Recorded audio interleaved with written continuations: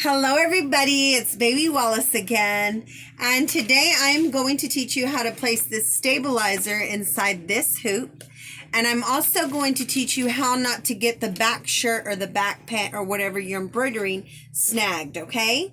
So if you will follow me down, this is actually, it's a 5x7 hoop, and this is tearaway stabilizer. They call it tearaway stabilizer because you can tear it, okay? It's real easy.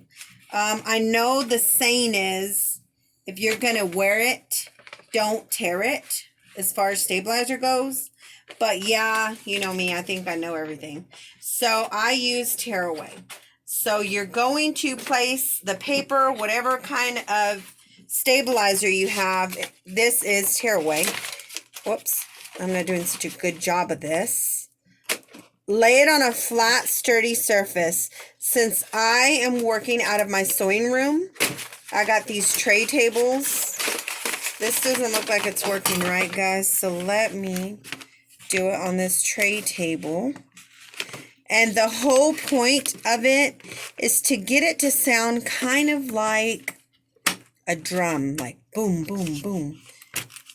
That's when you know you did it. When you get through putting it on there, see how it's on there? Okay, kind of pull the corners of your stabilizer. So with tearaway, sometimes it'll tear. Okay, now, you hear that sound? That's how you know you did it correctly. Okay, so this is the big question. How do you embroider without getting the embroider caught on the back of your shirt or pant or whatever you're doing? So let me show you what I do. I have a cameraman today. My son is in attendance. He took time out of saving the world, and he's helping me for a second. Make sure on your flourish, when you're working on your flourish, that you place your item where this arrow is going to be able to be inserted there, okay? Now again, with a flourish, you can embroider any which way, but I'm going to make it easy for myself. I'm going to actually place this on here. Now, if this was a shirt, you would have, some people hoop the back of the shirt here. I never do that. I would pick up the shirt and have the shirt on top here. So it would be the top of the shirt and the backing of the shirt. The rest of the meat, or the shirt, if you will, would be up here on the top. So what I'm going to do is pin this bad boy here. And if this was a shirt, I would do the same thing. Here, let me show you. Let me show you a shirt, because that was the big question. I got this from Cricut.com. They were having a sale, $4.99. You can't beat that. This is an extra large V-neck shirt for girls. So my cameraman's giving me a limit, so I'm trying to work as quick as I can. Let me show you here. This is the front of the shirt, okay? So if I am going to place my name on the shirt, you can do one of two things. If I'm using tearaway, I'm actually going to pin it. Okay, so to me, the V is right here. You see that? That goes down here, and your breasts are usually right about here. So I'm actually going to do, I guess I can do this shirt real quick. It's my shirt, so I might as well knock something out on this video. I would pin my shirt this way. Okay. Now, you can see many YouTube videos on this. So take whatever works for you and do it that way. This just works for me. I love that I can see it, and I'm the master of my design. So whatever is easy for you, that's what you want to go with. Okay. So on the flourish, you've turned it on. This is what it looks like. put your item. It says the carriage is going to move. Look this way, camera guy. Now pay attention to this here. Make sure that you have enough room because this is going to move, okay? So let me scoot that over. Now come over here. I'm going to push OK. And then it's going to move. See? So now it's going to say that it's ready. Oh, it's asking me, okay, to recall and resume the previous memory, which is great with this machine. If you just turn it off, I just have 2 initials there. So let me go here.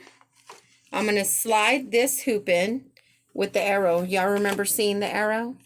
I'm going to slide the hoop in here. And now what you do is gently place the meat or the back of the shirt gently through beneath the needle. Can y'all see that? I'm not doing such a good job, but let me pull it back. There it is. Okay. Now I have the area where I finally want my design.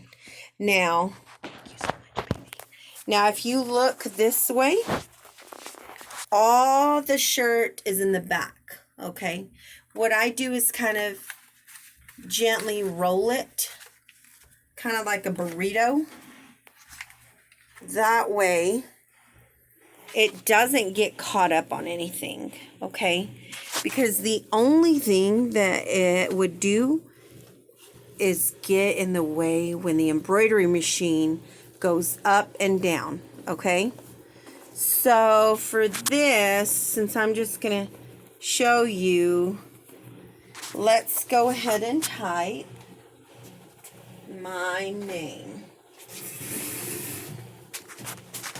So we're going to go in here and I'm going to go back, and then back one more time because I no longer want these initials. Okay, to cancel the current pattern or selection. Okay. Now I want to go into here. I could do fancy letters that I've downloaded, but I don't want to do that. So I've hit my first letter, which is B, and it automatically selected large. Okay. You don't want large. You want medium or small, because large is like super huge, like maybe 5 or 6 inches. So let me scoot my machine, get it to focus, and I have a B. Let's do lowercase a, B, Y. Where's Y?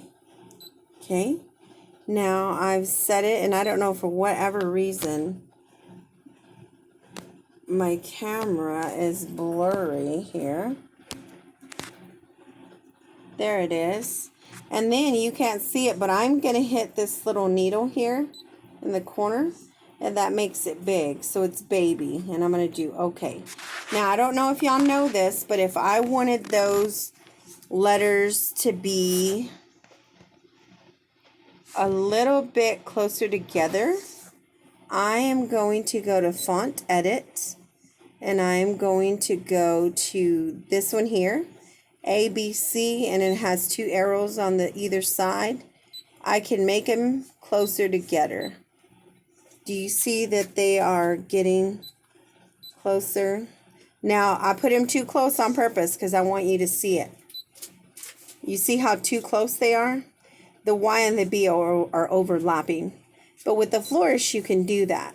So now I'm going to hit the letters with the arrows that are pointing outward.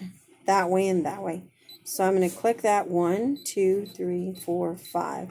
Let's see what that looks like. The B and the Y are still kind of touching, and I don't want it that close. So I'm going to do 1, 2, 3, 4. Okay. Let me do it 1, 2, 3. And let's see how that works. That looks okay. What color do I have in here? Gold. I'd prefer black, but let's just do it. Why not? So let's do okay.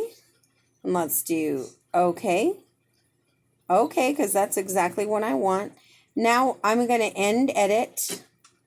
And now see this little square triangle. It's a square, but there is an arrow at the end. So I'm going to hit that because it's going to tell me where on my shirt it's going to lay out. So now I'm going to hit this button and now look. So it's telling me this is the area that it's going to do it. So I don't agree with that. That's not the area I want. So I click OK. Let me turn the contrast down on this. And then I'm going to go up because I want it to scoot up where I kind of have my pins laid out. And I think I want to make it a little bit bigger. So first, let me see where it's going to lay out.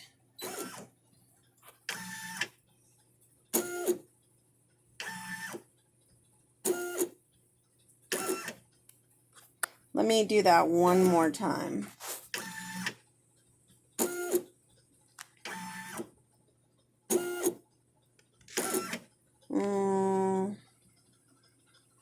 Let me try. I want it a little bit more to the left. So let's do that. Let's go okay. And then let's go.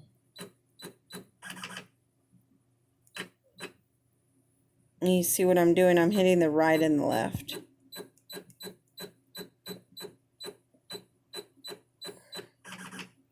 Okay. Now I'm going to see where it lays out.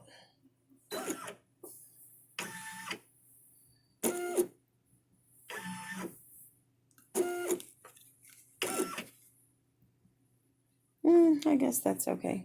So I'm going to click OK. And the question, and then I'm going to hit embroidery because that's where I want it. And the question was, how do you embroider so that the back doesn't catch? This is how. You just roll up whatever you're doing into, make sure everything's all on the top. Everything, the arms, the sleeves. If it were pants that you were embroidering, you do the same thing. You make sure that everything is on the top, okay? For this specific embroidery machine. There are other embroidery machines that stand up on a table kind of setting, if you will. And those, like Angela Jasmina, her channel, those awesome machines that she has, you just slide this hoop under the shirt, and the other piece or half of the shirt, she just places her hand down to separate it, and her machine begins hooping or begin embroidering, and then it's done. So each machine is different, but for this flourish, this is how I have been doing it. Once you are finished, you click OK. Okay. You hit this button again. It now lights up green. For the Baby Lock Flourish, you begin. Whoops.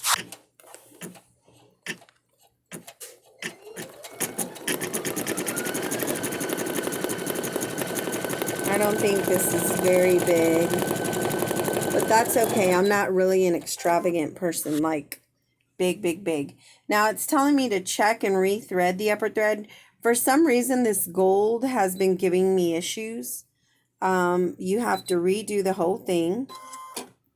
And I don't know if you can see what I did. But y'all, please subscribe. I'm trying to get 1,000 subscribers so I can go live. It's telling me that my video is going to end. So I know that it will not allow me to finish in the time that I need you to see this. So let me see if I can pause without losing it. And I'll show you everything at the end. So when it finishes, you come over here and it'll say finished embroidering, and you click OK. And then I already clicked this because I had to look at it. So you'll lift your lever and then you'll pull it out, and you'll